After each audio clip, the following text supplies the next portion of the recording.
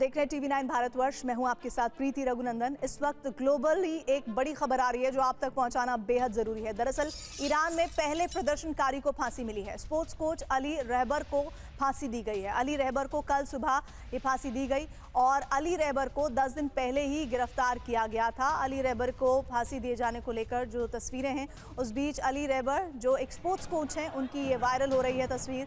Sports coach Ali रहबर को फांसी दी गई है और कल सुबह ही अली रहबर को फांसी दी गई है। मनीष झा हमारे साथ जुड़े हैं।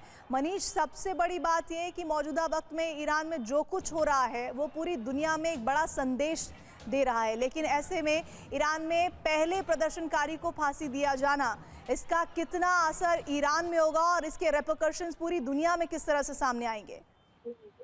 बिल्कुल सही कहा प्रीति आपने। देखिए, सबसे बड़ी बात तो यही है कि अमेरिकी राष्ट्रपति डोनाल्ड ट्रंप यही कह रहे थे कि उन्होंने ईरान में 800 फांसी रुकवा दी है।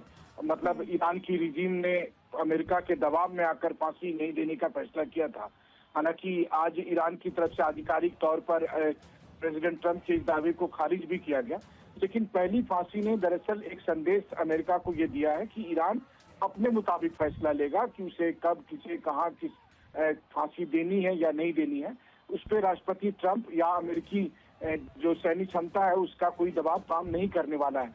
तो जाहिर है कि ये महज एक फांसी का मसला नहीं है। दरअसल ये ट्रंप को सीधे सीधे चुनौती है। और टाइमिंग देखिए कितनी इंपॉर्टेंट है।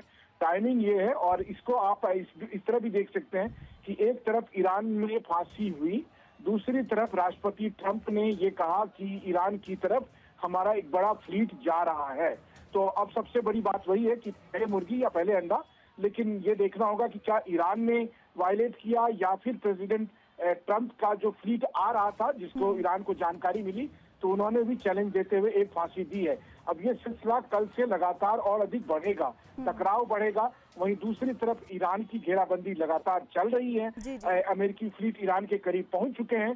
तो यानी कि पिछले 3, 4, 5 या एक हफ्ते के करीब जो चुप्पी सधी हुई थी पूरे ईरान के मसले पर पूरी दुनिया में, अब वो एक बार फिर से ईरान पर जो अटेंशन है वो फोकस होगा। और जाहिर है कि इस बार ईरान के लिए देखना होगा कि वो ईरान किस तरीके से अमेरिका या इजराइल के साथ इस टेंशन से अपने आप को बचा पाता है। मनीष, शुक्रिया इस जानकारी के लिए आपका।